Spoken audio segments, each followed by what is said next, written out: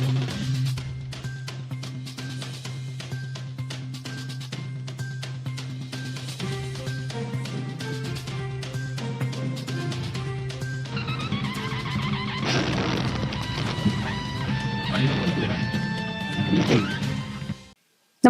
आपण पाहता Hirkani news. Hirkani news प्रत्येक क्षण ताज्या घडामोडी आणि महत्त्वाच्या प्रत्येक बातमीसाठी नेहमी तत्पर. सांगलीत कायदा सुव्यवस्थेचे धिंडवडे.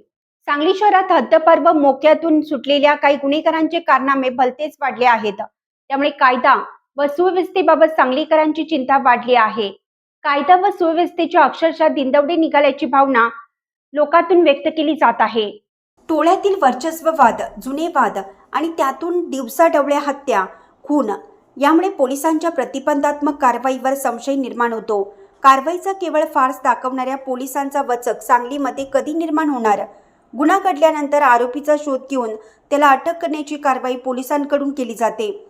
मात्र गुन्हे घडूच नाहीत यासाठी अधिक प्रभावी प्रतिबंधात्मक उपाययोजना आवश्यक असल्याची भावना नागरिकात आहे. खून हत्येनंतर आरोपीच्या घरावर हल्ले, सार्वजनिक ठिकाणी कोयते घेऊन फिरणारे युवक आणि त्यानंतर वाढलेला पोलीस बंदोबस्त यामुळे भीतीचे वातावरण संपत नाही.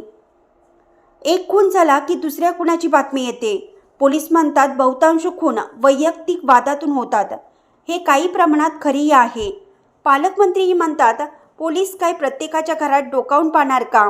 हा युक्तिवाद झाला. त्यामुळे भयमुक्त समाज निर्मितीची जबाबदारी कशी टाळणार? अलीकडील काही घटना टोळी संघर्षातून होत आहेत हे उघड आहे. त्यामुळे संघटित गुन्हेगारींवर कठोर कारवाईची निकड वाढतेच.